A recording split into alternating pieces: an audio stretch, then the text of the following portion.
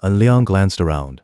The riverside seats of the restaurant were still occupied by hired mercenaries, and new diners kept arriving from time to time, but they all looked like ordinary families. Before him, the iron bridge stretched across the main river like a horizontally elongated letter M. Two massive piers plunged into the water, each topped with towering iron columns that formed the two sharp peaks of the M. At night, decorative lights highlighted the bridge's stark black and white steel framework. Tourists crowded the walkway, taking photos and enjoying the view. Everything felt unnervingly peaceful. And Liang set down his knife and fork, reached under his worn leather jacket, and patted the high-voltage stun baton tucked at his waist, just to reassure himself. Then he said slowly to Zhao Yu, "I really hope nothing happens tonight. There are so many people on the bridge." Juechen Day is already one of the 10 great calamities, a day of utter defeat, and it directly clashes with the bridge's orientation. I'm certain Rentaro chose tonight for a reason. Moreover, the dog hour conflicts violently with Juechen, intensifying the day's malevolent energy. It's the perfect time for sabotage. But what exactly are they planning? I just can't figure it out. He checked his watch again. The minute hand pointed to 6:57 p.m., only 3 minutes until the dog hour began. Staring at the deceptively tranquil scene before him, and Liang felt utterly lost. Minute after minute slipped by. His backside ached from sitting so long, yet nothing happened. The crowds along the street thinned out. One by one, the other diners left. Soon, only a row of oddly quiet, burly men remained at the riverside tables, heads down, eating steadily. Even the waitstaff and the cashier at the register grew visibly uneasy. At 8:45 p.m., with the pig hour approaching, and Liang's patience wore thin, he let out a long sigh and said, "Tense, gotta hit the restroom." He quickly walked toward the toilet at the stern of the floating restaurant. Inside, a high ventilation window offered a view of distant skyscrapers glittering in the night, and Liang shivered as he noticed the roof of a small motorboat gliding past beneath the window, its engine humming softly. Aside from a dim signal light, the boat's cabin roof held several A-shaped ladders leaning against it. Ladders on the roof? And Liang frowned. Something felt off. Puzzled, he stepped out of the restroom, eyes fixed on the motorboat. The unassuming vessel drifted closer to the iron bridge. On the bridge above, a minor commotion broke out. Someone seemed to be stopping the few scattered tourists walking from either bank. And Liang turned to Xiao Yu. "Look over there, what's going on?" At the same time, he pressed the tiny earpiece hidden in his ear canal. The micro-transceiver connected him to every mercenary involved in tonight's operation. All of them were now watching the motorboat. Xiao Yu leaned closer and whispered, voice trembling. Could they be planning a massive explosion? But if they blow up the boat like that, they won't escape either. If they plant bombs, do we have enough time to defuse them? And Liang kept his eyes locked on the underside of the bridge and replied without turning, "We've got a bomb disposal expert. If they're planting explosives, that's exactly what we hoped for. Teams 1 and 2 will immediately converge from both ends of the bridge. Someone else will take out the boat with a grenade launcher. Then you call the police, they'll secure the bridge, and we can withdraw. What I really want to know is how much explosive it would actually take to snap this sturdy iron bridge in half." Then, switching to English, he addressed all his men. "Guys, check out." Mercenaries stationed along both banks of the bridge simultaneously tossed money onto their tables. Everyone held their breath, eyes glued to the river. The motorboat suddenly halted directly beneath the bridge, precisely at the lowest midpoint of the M-shaped structure, where the curved steel girders of the two main pillars joined. Since the bridge was purely for sightseeing and never carried vehicular traffic, it spanned only 200 meters in length and 7 meters in width, narrow enough that 3 adults holding hands could touch both railings. The 15-meter-long motorboat fit snugly underneath, and its A-frame ladders allowed people to climb onto the bridge from both sides simultaneously. Under the bridge's decorative lighting, Liang saw 4 figures in industrial face masks emerge from the boat. Each carried a long tube and swiftly ascended the A-frame ladders, aiming straight for the railings on both sides of the bridge, but they didn't climb over. Xiao Yu's voice shook with panic. "Mr. An, they're really here. They're planting bombs." "Obviously not bombs, you idiot," Liang snapped. "Are they trying to cut through the bridge with welding torches? That'd take all night with sparks flying everywhere. Did they get city permits to dismantle it? Impossible if they had permits. Why sneak in at midnight?" A hissing sound erupted from the middle of the main river. Workers on the motorboat's deck sprayed thick white vapor upward through their long tubes. The dense fog settled heavily onto the bridge, frosting the lowest steel beam at the center with a layer of white rime. And Liang muttered to himself, "Spray paint? Let's go check it out." He sprinted toward the iron bridge with a few men behind him. At the bridge entrance, 2 no-entry signs blocked the way. A couple with 2 children argued with 2 men in municipal maintenance uniforms, ignoring them. And Liang kicked the signs aside and charged toward the bridge's center. Xiao Yu ran after him, shouting, "They're wearing masks, Mr. An. Watch out, it might be toxic." And Liang nearly reached the cloud of white vapor when Xiao Yu's warning made him skid to a halt, but his foot slipped on the icy surface, and he fell flat on his back. He scrambled to his feet, only to feel a bone-chilling cold sear through his palms as they touched the ground. Suddenly, it clicked. Those workers weren't spraying paint, they were using liquid nitrogen, the fastest way to create extreme cold. Steel becomes brittle as glass below -200 degrees Celsius. A single sharp impact could shatter it. That's exactly how modern scrapyards pulverize large steel structures for recycling. Inhaling liquid nitrogen vapor causes blood to rush back to the heart, triggering fatal shock. Panicked, and Liang rolled and crawled away from the mist. Just as he stood up, a thunderous boom echoed from the riverbank. A brilliant spherical firework exploded overhead, showering the bridge in cascades of multicolored sparks, illuminating everything as bright as day. Amid the blast, and Liang heard a sharp metallic clang from the bridge's arched steel girder. He spun around to see a shard of steel about the size of a dinner plate fly off the load-bearing beam outside the railing. Terrified, he dropped face first onto the bridge deck. Below, the motorboat revved its engine, lifting its bow as it prepared to flee. And Liang dared not stand. He knew the boat was already pulling away. Those workers couldn't have caused such damage. Only an anti-tank sniper rifle fired from a kilometer away could deliver that kind of impact. Crawling rapidly back toward the bridgehead, he yelled at the top of his lungs, "Don't come near! Liquid nitrogen in the center, and there's a sniper!" When the next firework shot into the sky, another thunderous impact of a large-caliber armor-piercing round slammed into the steel beam. Chunks of shattered metal broke off the bridge and plunged into the main river. Under the glow of the bridge's decorative lights, the icy steel fragments sparkled like silver fireworks. At -200°C, the frozen shards slipped into Liang's collar, stinging like needles. He yanked off his wig, shook off the steel fragments, and shouted to Xiao Yu, "Don't let them set off any more fireworks. Grab them and throw them to me." The Apostles' snipers were hidden in distant high-rises, using the sound of fireworks to mask their gunfire and the bursts of light to aim at the bridge's critical load-bearing points. At this rate, once the cross-river suspension beam connecting the two main pillars was severed, the central section of the bridge would collapse within a minute, like a clothesline snapping under weight, losing all tensile support, crushing the concrete deck beneath, and leaving two isolated, A-shaped steel ruins standing alone on the river. Mercenaries immediately split off to apprehend the people setting off the fireworks, and Liang ducked behind the steel frame of the bridge and refused to retreat further. Seeing that both arched suspension beams on either side of the bridge were already missing chunks, he realized the snipers were positioned both upstream and downstream. By standard sniper protocol, each would have an assistant, meaning at least two shooters, possibly four or more, were waiting for a single command. Once given, fireworks and gunfire would happen simultaneously, perfectly concealing their operation. Using fireworks was clever, but it had one flaw. They couldn't use night vision goggles, or all they'd see would be blinding white glare.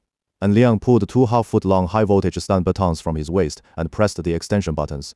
The batons snapped out to over a foot long. He crouched low, reached under the railing, and smashed the baton hard against the decorative spotlight mounted along the bridge edge. The bowl-sized bulbs, tucked beneath the steel structure and shining upward onto every triangular truss, shattered instantly with a burst of white powder. And Liang held his breath, closed his eyes, and thrust the baton deep into the lamp socket.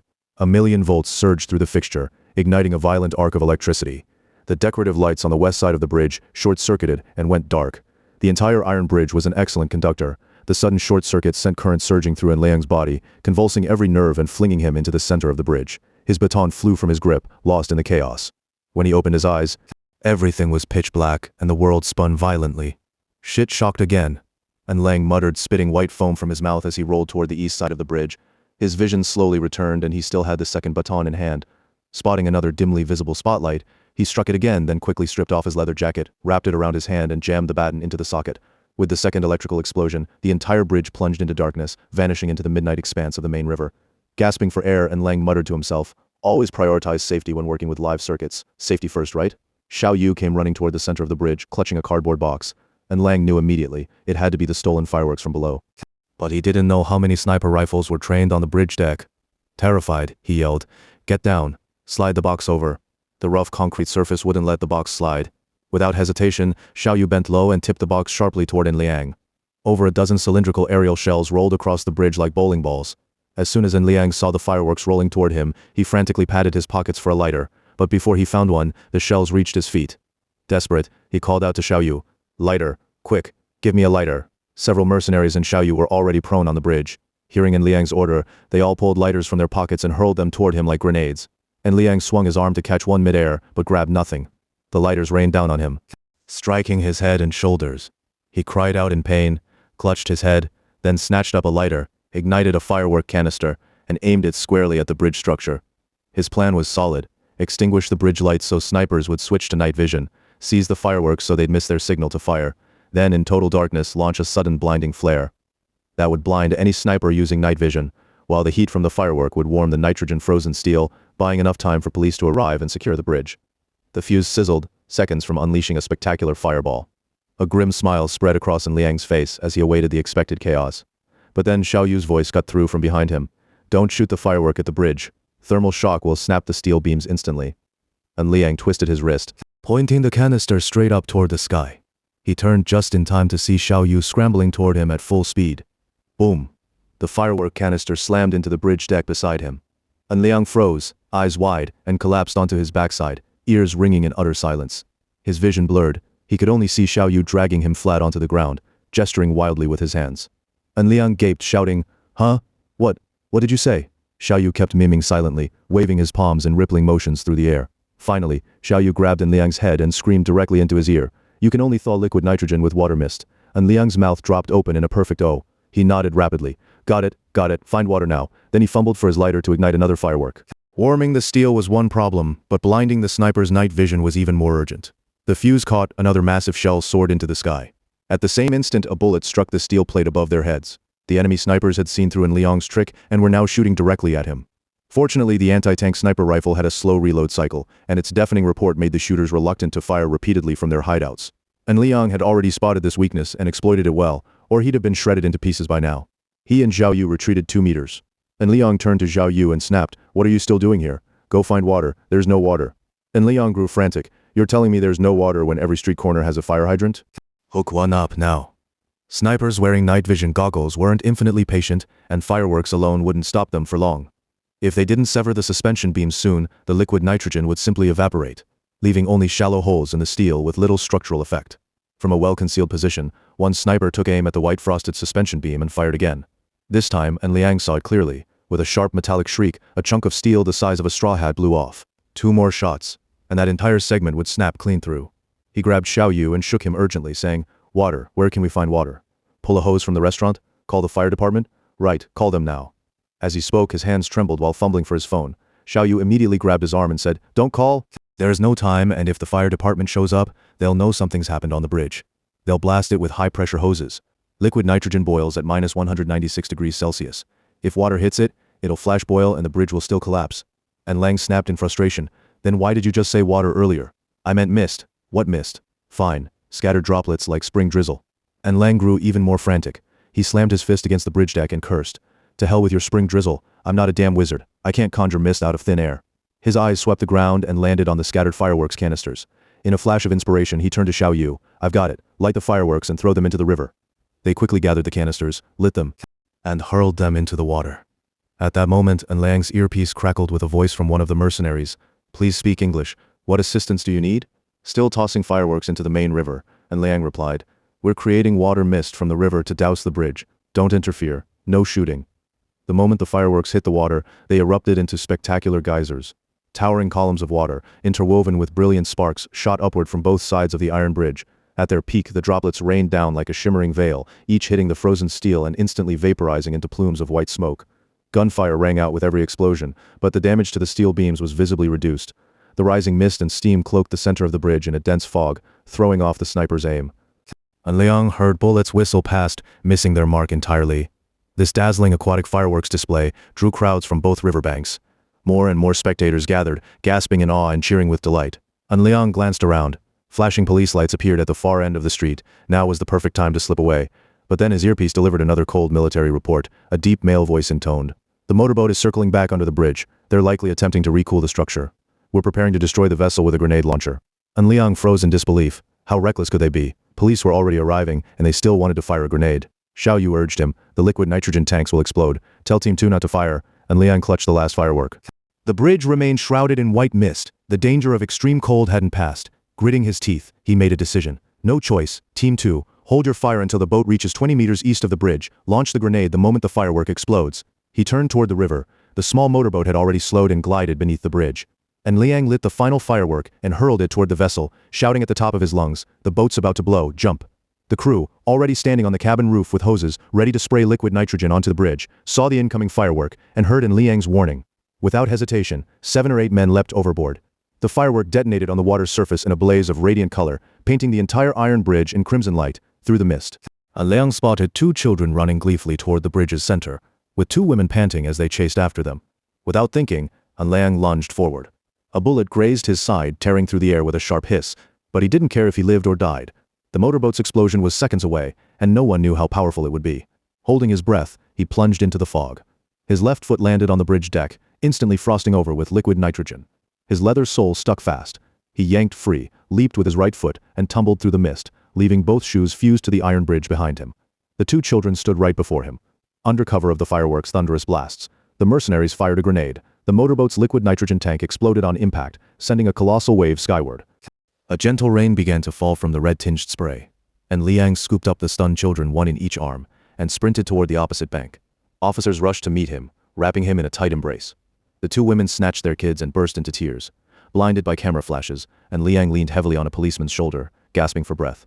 Your reporters sure got here fast. Once the police secured the Iron Bridge, all operations by the Apostles had to halt. Tommy immediately called Rentaro, who was racing across Maryland countryside en route to retrieve the Long Ju in the U.S. Upon hearing that the Pig Hour Bridge sabotage had failed, and that police now controlled the site, Rentaro seethed with fury. Tommy pressed for details, and Rentaro growled into the phone, "Master Tommy, this bridge is the lifeline of the entire Drake Church operation. Its survival directly jeopardizes Sunday's stock sale signing. Prepare yourself, they might suddenly refuse to sign." Tommy stood in the darkened cathedral conference room, watching the long chain of police lights stretch along both banks of the main river. He said quietly, "If we lose this funding, we could still offload some mortgage-backed securities at a discount, but that won't happen until Monday afternoon when Wall Street opens. It's clear now, and Liang has the wit to anticipate your every move. Do you have any other options?" Rentaro's voice turned grim. "Attack. That's all we can do. We can't strike their finances or headquarters directly, so we must defend ourselves by targeting their Feng Shui master. You eliminate An Liang. I'll handle An Yun. Once we obtain the Long Ju, we'll win everything back, no matter the cost." Cold sweat beaded on Tommy's forehead. An Liang's swift counterstrike on the bridge had shown him the brutal truth. Real Feng Shui masters never needed face-to-face confrontation. Their battles erupted silently within the layout of Qi itself. He forced himself to stay calm and asked, "I understand.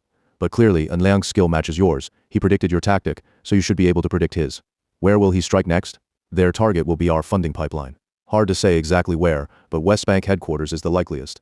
As long as nothing strange appears around the building, its Feng Shui formation can withstand assault. Still, we must strike first. Now that the bridge stands intact, Drake Church's Feng Shui will suffer under this year's afflictions. If he's truly skilled, he'll go straight for the cathedral's dragon heart position." Tommy couldn't grasp this Eastern concept. Confused, he asked, "What?" Wind roared through Rentaro's phone. He was speeding down a rural Maryland road. Thinking Tommy hadn't heard clearly, he shouted over the noise, "This is the heart of the Feng Shui formation. If the dragon heart position is breached, the entire layout will be completely ruined. The tallest bell tower is on the left side of Drake Church, and directly beneath it, in the basement of the first floor, lies the dragon heart position. Right now that space stores religious scriptures. We must defend it. What kind of attack will he use, and how do we guard against it?" Rentaro said, "He'll use fire element attacks, but not necessarily arson. It could be high heat, hot air, intense light, any form of thermal energy. We need to move the scriptures to the east side basement immediately. At the very least, reinforce it against fire and assign someone to watch over it." After hearing this, Tommy felt slightly more at ease and slowly closed his phone. Rentaro sat in the black Lincoln sedan and turned to look at Sue, who was driving. Her face was as still as a still life painting. Her blunt-cut bangs and neat schoolgirl bob made her resemble a Japanese geisha doll. Although Rentaro had foreseen betrayal within the Apostles through shifts in their Feng Shui patterns, he still couldn't be certain whether the traitor came from the Asian Division's angels or if there were moles inside the council itself, questions that had haunted him for some time. He hadn't shared his calculations with the council. He didn't want to stir internal suspicion at such a delicate moment, and such distrust could easily fall back on him. Moreover, he remained deeply puzzled by Shui. On the day the Tokyo underground base was attacked, she was the only survivor. She reported that all the angels stationed there had perished. Yet just days ago, news footage circulated among the Apostles clearly showing bank robbers whom Rentaro and other members instantly recognized as those same angels. During the council meeting, he flatly denied the connection. He wasn't even sure himself whether he was trying to deflect blame or instinctively covering up Shui's lie. One thing was certain, Shui was lying. Rentaro gently brushed the back of his hand across her cheek and silently asked her in his mind, "Are you really just a survivor? What's hidden behind this beautiful, emotionless face?" An Liang had been detained by the police and interrogated all night, mostly explaining why he had fake mustaches stuck to his lips and why he'd suddenly appeared on the bridge. By the time he returned to his villa, it was already Sunday morning. After showering and slipping into a robe, he brewed himself a cup of coffee and collapsed onto the living room sofa. The adrenaline from last night still hadn't worn off. Though the police had taken over guarding the Iron Bridge, he knew this was only the beginning. His mind kept circling back to what the Apostles would do next. Xiao Yu handed him a copy of the English Morning Post. On the front page was a striking photo of An Liang dashing down the bridge, cradling two children in his arms. In the picture, An Liang looked agile and resolute, mouth wide open, fake mustache askew, lunging toward the camera with a dramatic backdrop of towering water spray and flames, as chaotic and intense as a battlefield in Panama. The headline read, "Liquid nitrogen vessel explodes beneath Iron Bridge, New Yorker heroically rescues children." The article explained that an industrial liquid nitrogen ship had suffered an accident, causing sudden freezing damage to the bridge's suspension beams. Fortunately, the structure hadn't collapsed, and no casualties occurred. The municipal authorities had sealed off the bridge pending repairs before reopening, and Liang flicked the newspaper and chuckled. This reporter took a great shot, shame about the dirty clump of fake mustache on my lip, otherwise everyone would have recognized me right away. Hee hee. Zhao Yu sat down and said, that was really dangerous. The liquid nitrogen tank exploded right under your feet. Normally, when such tanks rupture, the lid can fly over 100 meters. If it had hit the bridge directly, you'd be dead. By the way, how come you know so much about liquid nitrogen? I studied chemical engineering back in school. This is just basic safety knowledge, nothing special. And Liang nodded thoughtfully. Right, how did I not think of that? His eyes lit up again as his mind raced elsewhere. Xiao Yu, since you studied chemical engineering, can you make a bomb? No, how could you not? You definitely can. I need something that looks like a crude homemade explosive, something a terrorist who couldn't get real military gear might cobble together. It needs to look powerful, but I don't actually need it to detonate. How about making one? Xiao Yu scratched his head. I really don't know how to make bombs. But if you just want a container that triggers a violent chemical reaction, that might be doable. That's basically a bomb. And Liang insisted. I need it ready today. I'll use it tonight. Add a digital timer set to go off Monday at noon. Xiao Yu hesitated again. No, that's criminal. I won't do anything that harms people. And Liang swore earnestly, it won't explode. I'll just place it somewhere. It absolutely won't hurt anyone. When have I ever hurt anyone? Trust me. Besides, I really need a fake bomb. If you won't make it, I'll have to ask those mercenaries. They'll probably use grenades or landmines, which are way more likely to accidentally blow up. You really won't use it to blow anything up, especially not people, right? And Liang nodded seriously. I swear nothing will explode. Deal. What materials do you need? Xiao Yu stammered. There are many methods. It depends how big an explosion you want. Enough to level one floor of a building should be fine. And keep it simple. No fancy tech. Make it look rough and amateurish, using everyday items. Otherwise, it won't pass as a terrorist job. If we keep it simple, potassium perchlorate mixed with nitrobenzene should work. With enough quantity, it could demolish a single floor of an old brick and wood structure. A grin spread across in Liang's face. Perfect. Wait, what potassium? What benzene? What's that? In simple terms, pour leather polish onto fireworks and light it. Then, and Liang's eyes sparkled with understanding. Aha, there really is a way. Bringing you to Germany was the right call. Go find someone to handle this right away. I still need to chat with Dada. He picked up the phone and dialed Daniel. Yo ho, my good brother. You saw the news, right? I'm on the front page. Daniel had been coordinating with European traders and could only fully communicate with them during midnight hours. He'd been working non-stop at Liang's Feng Shui office for several days without going home. He answered in a thick black American accent, cursing immediately. Your grandstanding could easily wreck my plan. If they realize we're about to strike and prepare ahead of time, we're screwed. The apostles have their own Feng Shui masters. They already knew what was coming. Before I even set up my formation, they were trying to break the bridge. Now you want to stab them in the back. No, naive child. We're already brawling in the streets. Daniel replied, Liang, I've got everything ready. On Friday, West Bank's stock price will automatically drop by 5. That's huge support for our plan. Better that they trigger the move themselves than us forcing it. Saves us millions of euros at least. Just finalize your layout today. Don't take any overt action. We strike on Monday. What time? Tomorrow at 2:30 p.m. Frankfurt time. That's exactly 9:30 a.m. when Wall Street opens. I want it to look like the market drop there dragged us down. Does that timing work for you? Tomorrow is Bing Wu Day. The Apostles' Drake Church faces the Wu Mountain direction, with Z as it's facing. Striking at noon during Wu hour would be far more effective. Can you manage that on your end? Of course. Funds and stocks are already positioned for the attack. Once I place the order, my traders will execute immediately. But honestly, I don't see any real-world impact from your suggested timing. Plus, hitting at noon won't create the illusion of sudden capital outflow. Do you have a better reason? An Liang hesitated. Well, no. It's just a purely theoretical suggestion from a Feng Shui perspective. But market conditions and their reaction could make things very complicated. Your plan isn't guaranteed to go smoothly either.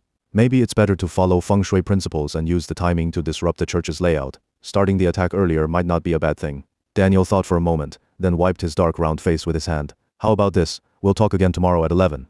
We'll decide based on how things actually look by then. Either way, once I give the order, my traders can act right away. Even if it's noon, we'll still make it in time. As soon as An Liang hung up, Xiao Yu swiveled around in his chair and asked, I just saw online that police have completely sealed off the iron bridge. No pedestrians are allowed across. Will the Shaki from Kaiser Cathedral still reach the apostles? Of course it will. An Liang said cheerfully, taking a sip of coffee. Shaki is just a current of energy. As Matvey puts it, it's like flowing cosmic microwaves. As long as the bridge's shape remains intact, it doesn't matter if no one's walking on it. Even those police barrier tapes won't stop it. The microwaves will ripple from the north bank, bounce across the bridge deck, and hit the south bank. Spending too much time with Matvey's making me sound like a scientist. Monday morning swept away days of gloomy rain and cold. The clear weather thrilled in Liang, even though he'd already known from the forecast. Still, when the first ray of sunlight touched the ornate rooftops, he couldn't stop trembling with laughter. The sun hadn't even reached street level yet, but he was already wearing sunglasses. His face was painted black with grease paint, half-moon slices of apple stuffed into his cheeks, a pillow strapped to his belly, and a full fake beard glued to his chin. Wrapped in a heavy coat, he looked like a jolly, round-faced black man, inspired of course by his mischievous friend Daniel. At the earliest opened cafe on Kaiserstrasse, he'd taken a corner outdoor seat. Across from him sat Xiao Yu, wearing a ridiculous mop-like long wig, expressionless as a fool, one hand pressed flat on the coffee table, the other resting on his laptop. This was the intersection of Kaiserstrasse and Eberstrasse, 10 minutes west to Frankfurt Central Station, 10 minutes east to the financial district lined with banks. This area was among Frankfurt's oldest neighborhoods, home to over 300 small and mid-sized banks. Swiss Bank's headquarters stood diagonally across from wherein Liang sat. The newspaper in his hand carried a modestly sized article titled, Insider Claims. Swiss Bank faked accounts for 3 years to conceal massive losses. Xiao Yu stared at him, bewildered. Are you really that happy? We don't even know if it'll work yet. And Liang kept snapping selfies with his phone. I'm sending these back to Dada. This look is seriously cool, though the apple taste in my mouth makes drinking coffee awkward. On the table sat a glass of apple juice. After taking several photos, he zoomed in to check if his makeup had smudged, then sent the pictures to Daniel's phone. Xiao Yu shifted nervously. Aren't we being too flashy? And we're not even wearing bulletproof vests. Could someone just assassinate us on the street? Liang chuckled, still looking at his phone. Vests wouldn't help anyway. If someone wants to kill you here, they'd just walk up and shoot you in the head, game over. And if they're using a sniper rifle from afar, armor's useless. Remember those anti-tank sniper rifles? They punched holes through the iron bridge. Even steel plates wouldn't save us. But you look so ridiculous, no one will recognize you. Me though, I'm starting to worry about Dada. Yeah, I should warn him. The improved weather drew people out after days cooped up indoors. Crowds began gathering even before sunrise. With the train station directly opposite, the arrival of the first train made Kaiserstrasse buzz with activity, exactly the effect Liang wanted. Bank's headquarters diagonally across the street wouldn't open for another 2 hours, but already over 100 people were lining up outside. They'd received an email late Sunday from a conscientious insider, containing even more shocking details than the newspaper article. Bank had secretly served as a Nazi stronghold, systematically looting depositors' funds under the guise of losses. Interpol was conducting a covert investigation, but the bank's executives were preparing to declare bankruptcy and flee with all remaining assets. Friday's sudden 5-stock plunge had been triggered by their insider sell-off. Daniel had mass emailed this message late the previous night to every Bank client, depositors, investors, loan customers, and shareholders alike. By that evening, quick-acting customers had already emptied every ATM. But since bank staff hadn't returned to work, panic exploded when people realized the machines were dry. A text message spread like wildfire among clients. Bank ATMs are out of cash, get to the branch now. The queue included men and women of all ages. Several elderly grandparents stood trembling at the front, peering anxiously through the bank's small glass door. Seeing the crowd swell, Liang picked up his phone and dialed. The call went to a tall worker in overalls standing in line. After hanging up, he suddenly broke from the middle of the queue, rushed to the bank entrance, and pounded on the glass, shouting in German, "Open up, you bunch of Nazis! I want my money back. Open now!" His outburst drew onlookers and stirred murmurs in the line. Undeterred, he kept banging on the door. Soon, several burly young men joined him, shaking the glass entrance until it rattled violently. The commotion quickly caught the attention of nearby police. The police calmed down the agitated workers. A bank manager hurried out of the building and addressed the crowd. What's circulating online is a malicious rumor. The bank is operating safely and soundly. To accommodate depositors' requests, we're opening 1 hour early today for withdrawals. We have ample cash on hand. Please don't worry or crowd around. As he spoke, another 100 people joined the queue, stretching the line all the way to the next intersection. The scene amused Xiao Yu so much that he laughed out loud, and Liang, smiling faintly with a salty bagel in his mouth, kept chewing steadily, his cheeks growing thinner by the second. Xiao Yu turned his laptop toward Liang and pointed at his own face. I told you ages ago to use the soft gel. And Liang quickly touched his face. Oh. Haha. I accidentally ate the apple instead. He pulled an apple from his pocket, sliced off 2 pieces, and stuffed them into his mouth. Apples are better anyway. Swallowing soft gel would have been even more trouble. He glanced at the computer screen. 9 boxes flickered continuously, each showing a branch of Weiss Bank somewhere in the world. Without exception, long lines snaked outside every entrance. Xiao Yu said worriedly, the bank run's really picking up steam now, but I'm afraid they won't finish withdrawing all their money by this afternoon. And Liang clenched his teeth twice, shifting the apple pulp in his mouth before speaking. These crowds alone aren't enough. But the bank also handles massive online transactions. Those invisible transfers and withdrawals are far more damaging. And this demonstration effect? It's absolutely devastating for the bank's stock price. Well, let's just watch the show. As he finished speaking, hundreds more joined the withdrawal line. Onlookers swarmed the area, causing a complete traffic jam across the entire block. Bank staff were urgently called back to work overtime, and security guards began moving into position. They carried barriers to the opposite side of the street, where no one was queuing, and started setting them up. And Liang's smile vanished instantly. Damn it, Rentaro has made his move. Xiao Yu looked puzzled. What do you mean made his move? Is he here? And Liang replied, modern Feng Shui masters hide like ninjas, who knows where Rentaro's lurking. But he saw through my setup. That guy's got some real skill. I originally had a few soldiers line up in front of the bank to steer the crowd's direction, guiding the queue westward along Caesar Avenue toward the train station. That way, we could harness the energy of the foot traffic pouring out of the station to amplify the withdrawal frenzy. People's urge to withdraw would keep rising. Xiao Yu suddenly understood. Oh, so Feng Shui can be used like this. You never told me the West is this year's Shachi direction for the Apostles. They wanted to break the Iron Bridge in the West, and now they're trying to neutralize the human flow coming from the West too. Exactly. Feng Shui manipulates natural forces, and people are part of nature. A crowd flowing in from the West is far more inciting than from any other direction, and I arrange them in a single file line to maximize its impact. But he's trying to redirect the queue northward. That'll calm the crowd's emotions quickly. By afternoon, the line would have thinned out. Clever bastard. After the bank's security guards finished installing the barriers, they rerouted the latter half of the queue onto Elbow Avenue, leaving 2 guards at the end of the western line to direct newcomers toward the new queue on Elbow. What do we do now? We can't just let him dismantle our setup like this. An Liang checked the time on his computer. Heh. Of course we've got a countermove. Let him finish adjusting the lines and get complacent, then we strike. Just wait. Weissbank responded impressively to the sudden bank run. In addition to recalling staff early, they opened extra withdrawal windows inside the lobby. Although over 100 people remained in the northern queue along Caesar Avenue, they were fully processed within half an hour.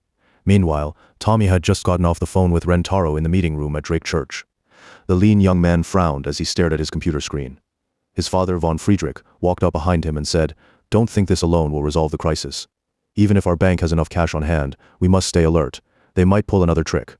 When the stock market opens shortly, we'll need sufficient funds ready to prop up our share price." Tommy whispered. "Mr. von Friedrich, did I do something wrong?" "No, you did everything right. It's just that our opponent is too formidable and I never imagined Feng Shui could wield such power. After the bridge sabotage failed, KK Group canceled their contract with us. Who'd have thought internal strategic disagreements would erupt in their company overnight? It's as if some invisible hand is orchestrating everything." Tommy turned to look out the cathedral window at the Iron Bridge. Police had already blocked both ends with metal barriers, clearly treating the site as a potential terrorist target. Any attempt to destroy the bridge now would be unrealistic. Dejected, he said. "Our funds are running low. If we sell our collateralized bonds at a discount to raise cash, we might recover some liquidity, but the losses would be enormous." Von Friedrich sat beside Tommy. "Cutting your losses is the best option right now. Don't hesitate, get securities to handle it immediately. Have you calculated how much you need to sell?" Just then, distant sirens wailed. Von Friedrich and Tommy rushed to the window. Dozens of police cars sped down Riverside Boulevard. Tommy checked his watch. It was exactly 9:30 a.m. The moment the stock market opened, the patrol cars screeched to a halt along the left side of Drake Church. Officers poured out and cordoned off the area just short of the Iron Bridge. Tommy immediately sent someone to find out what had happened. Moments later, the messenger returned with news. An anonymous tip reported powerful homemade liquid explosives hidden in a residential building near the bridge. Police had located the device and preliminarily classified it as a terrorist threat. Until the situation was clarified, the stretch from the cathedral to the bridge would remain sealed off. Von Friedrich and Tommy exchanged glances. Fear flickered in Tommy's eyes. Von Friedrich patted his shoulder and smiled.